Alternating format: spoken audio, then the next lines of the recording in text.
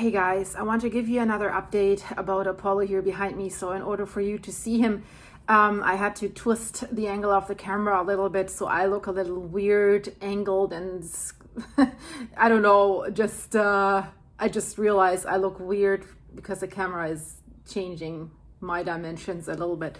But that doesn't matter.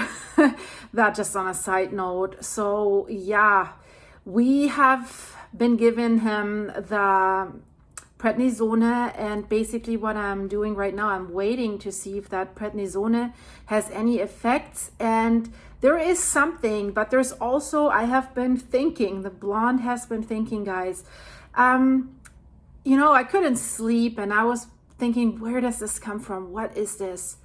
And then, it goes through my head. And then I remembered before or while I was going to the first emergency vet here that later on referred me to do the radiation treatment. But already then, I discovered that tumor, when he was sitting or walking here on the tiles, yes, it's porcelain tiles, his front legs were like sliding to the side, so he couldn't sit up, it was sliding a little bit. And also when he was walking on the tiles, it was better on the carpet, but it hasn't been like this before, ever. And also that was happening at the emergency vet. And I told them, and I said, well, he has weak shoulder muscles all of a sudden. And of course I associated it with the tumor because tumors take away muscles. And especially around the head, that's what I've seen with his brother. But they were like, oh no, maybe you should trim the hair between his paws. And I said, well, I've never done that, and he's never had that issue. But I don't know, we went on finding out about the tumor, and they did all these tests, like an abdominal ultrasound, they did x-rays, they did a CT scan and all of that, because they wanted to make sure that there's nothing else before we go to radiation treatment. And then, as you know, we went mid-November, I think, end November, to that radiation treatment. We drove to Washington State University at the border to Idaho, and I stayed there for weeks and doing that radiation treatment. And also there, he was showing these signs. And I said to them again, he's walking or he's being clumsy. He's falling over all of a sudden, and he has that front leg issue. He's clumsy, ataxic. That's how I described it to them, because I know it from horses. If you have so many animals, you go through vet schools eventually. Thankfully, let's knock on wood, I went through vet school advising friends that had horses that had problems. Let's knock on wood, I don't have too many problems with my horses because they're out 24/7 on large pastures and herds. They're not locked up in box stalls where, against their nature, where I can eradicate a lot of problems. But, still, you always have some issue, the more animals you have. So I pointed this out. And then again, they said, well, can we trim the hair in his paws? Because they also thought that's the issue. And then he was really, really clumsy, really falling over. And I was reading the side effects of gabapentin that they wanted me to give him during that treatment, that painkiller. And when I found the tumor, I think I gave him Metacam or Meloxicam, how many call it. It's a non-steroidal anti-inflammatory and a painkiller. And I've made very, very good experiences with this. But then they wanted me to go on the gabapentin because they said it works better with radiation, whatever. So when he was getting so clumsy and then sometimes falling to the side or being unbalanced, I was asking them, and those of you who followed my trip, I have this playlist, RV trip to save my dog. I was telling you, hey, I want to force them that I can get back to Metacom again. And then eventually I did. And that being clumsy and falling over kind of stopped. And they were also telling me when they brought him from radiation treatment, oh my God, he's so much better on the Metacom. He's not that clumsy anymore. He's not that shaky anymore. And he was doing good. And then, he was also then, after the radiation treatment was finished, he was giving prednisone. We had to stop the Metacam because you have to wait a few days until you can give prednisone, because they said this is for the radiation side effects that might come. And so, yeah, he was getting prednisone for quite a while. And then he started getting nothing for a while. And then he was super good. I mean, but then, like the last few weeks, I noticed he's getting slower and slower walking outside, and he was getting a little bit clumsy again.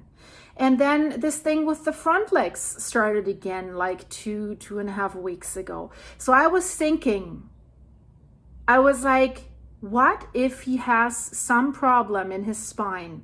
A squeezed nerve, another tumor, whatever. But they checked the dog, right? They checked him that there is nothing else. But I was kind of thinking, the issue that he has now, I think he already had it before I went into tumor treating, because that thing with the front legs and the little muscle on the shoulders, but then I was giving him the Metacam, an anti-inflammatory, and I think that has kind of made the problem, whatever it is, better.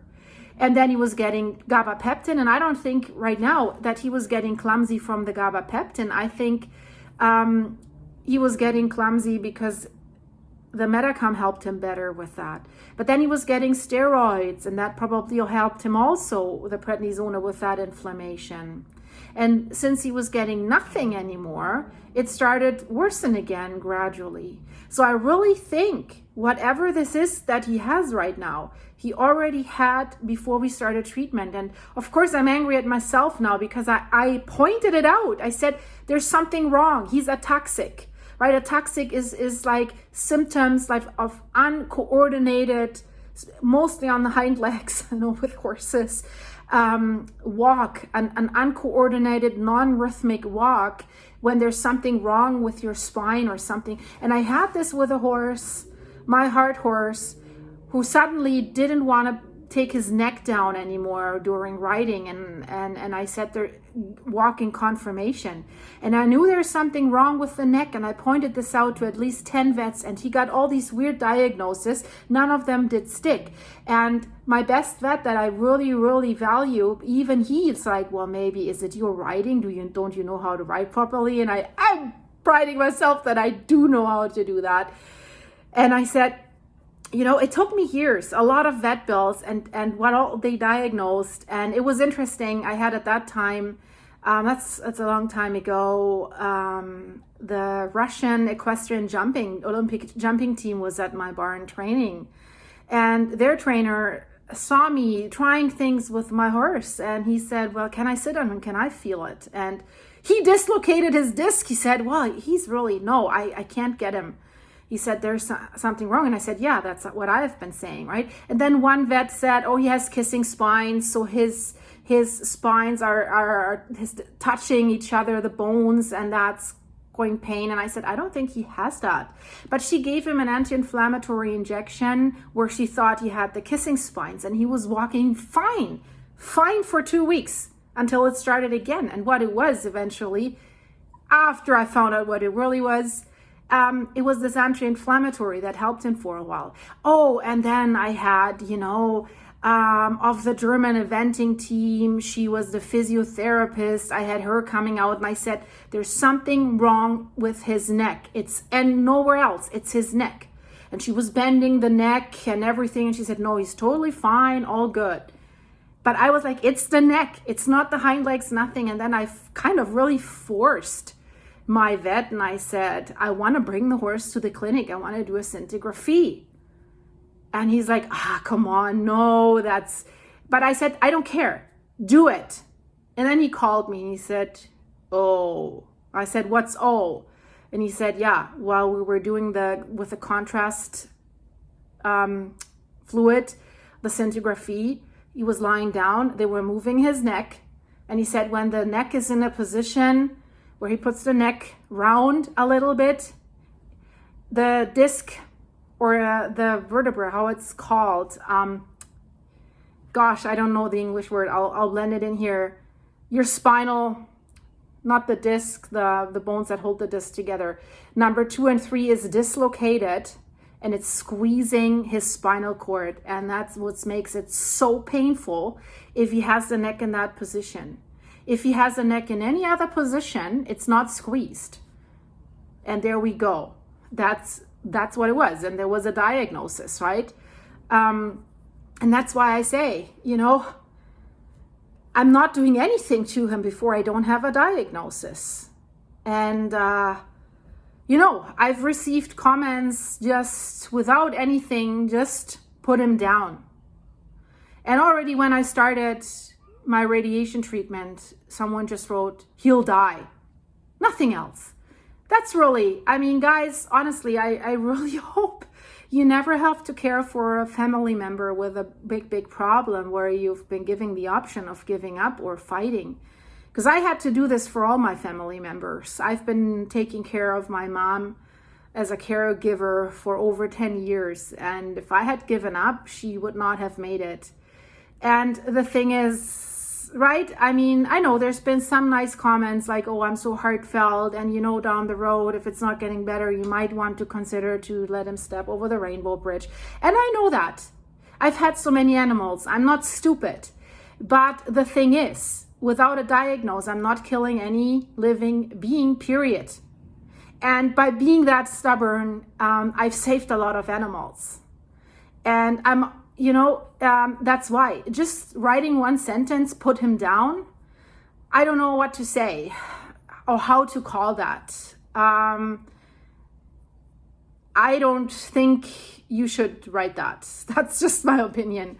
In that way, just in a one-liner. That's not nice. And, I have decided to keep you guys all updated because you've been so wonderful and you've made it possible that I could get to that radiation treatment with him. And he was so happy. He was so healthy again, like running around. And you've seen the videos in Oregon on the beach, and he's been really, really happy.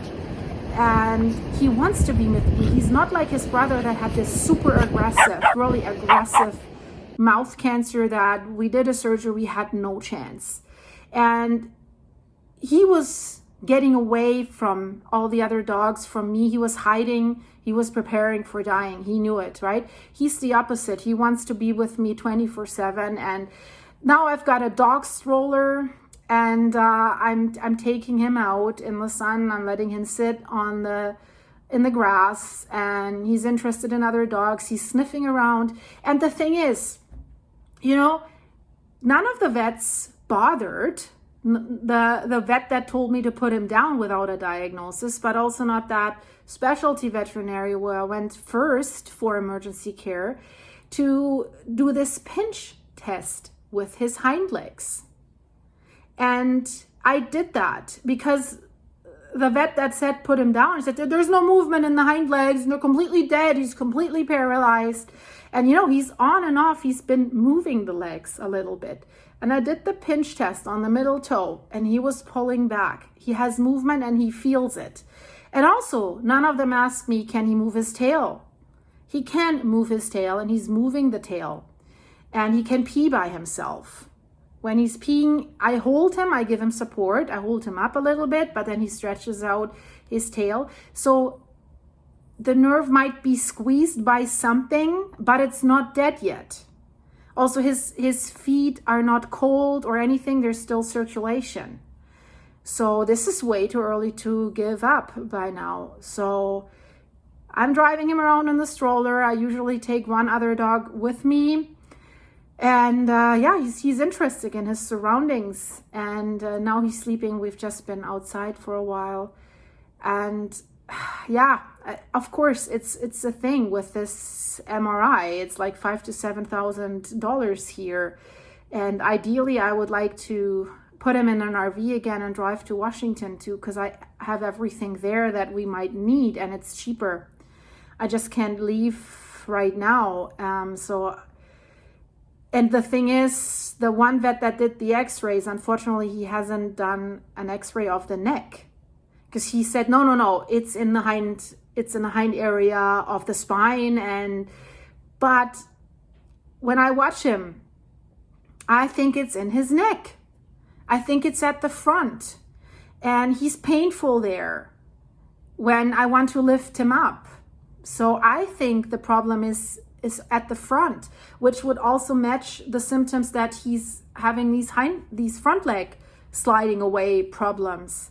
So I've decided now to take him back to the vet and do x-rays of the neck of the front. So maybe we can see something. If there's a tumor or if there's a dislocated disc or whatever, maybe we can see something. So that's my plan. Of course, I probably have to listen to his speech again, that I should put him down. That's, not an option so far. I really want to know more.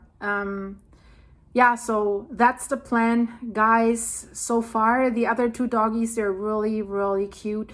As you can see, one is always lying with him. The one in the front, that's Eddie. He's usually always with him. And Rudi, he's not too far away. He's on that couch watching him. And one of them is always watching him and is with him. So that's really, really cute. So yeah, that is basically for now all I can tell you guys. I'm doing this pinch test now every day, and every day he reacts in a positive way to it. So there is still movement. And today, just now, even if I push my hand towards his paw, I feel he's resisting and it's bending. His lower joints bending. He hasn't done that before. It did have periods where it was completely dead. So, and it was nice when he was sitting in the grass outside. There was a family coming with two, they looked like Yorkies, but they were so tiny, but they were quite old. And I told them the story, and she's like, oh, ours had a problem with the shoulder, and they had to operate and take the shoulder out. But thankfully the dog wasn't losing the leg, and the dog was super happy running around Apollo and sniffing Apollo, and he was happy. So yeah, there's always a choice before being quick and putting them down. They're family members. For me, they're family members. It's not just a dog. It's just not. And in my opinion, if I decide to get an animal, whether it's a horse or a dog, I feel it is my duty to do my best. And humans get sick too, and they can get better, and so can animals. And I could tell you a lot of stories with horses. I had one of my best dressage horses that unfortunately, while I had to travel, someone did something wrong with him, and his knee and his cartilage, everything was torn, was really, really bad. So one vet said, put him down. And he was young. He was such a nice horse and the best friend of my other horse. So I invested in stem cell therapy, and the horse was good again. I decided to never ride him again or never do anything with him again, just pasture. And that's one of my old guys that you always see in my videos that are running around free. They're not in a pasture. They mow the lawn along the driveway. Just in my yesterday's video for my channel members, I've showed you these two guys. He's the one with the T on his forehead. I always call him Mr. T. It looks like the Tesla logo also. I thought I should contact Tesla if they want to do a commercial with him. But Mr. T, that's not his name. But yeah, so this is 11 years ago, and he's happy on the pasture living his best life. So that's just on a side note, guys. And I've read your comments and your stories with your pets, and yeah, it's heartbreaking when they're sick, and it's even worse when we have to let them go. And they will go eventually, right? They don't live as long as we do, unfortunately. Maybe we should all get turtles that outlive us by generations. But yeah, I'll keep you updated. Thanks so much for your support, guys. You're wonderful for the coffees you keep buying for Apollo so that we can do more vet treatments. And I'm very, very grateful for that, guys. And my heart goes out to you, to all of you who told me that they've lost their beloved pets. I feel you. I've lost his brother in 21, and it was, bad. Really, really bad. So I feel with you, and yeah, talk to you soon with another update, guys. Bye.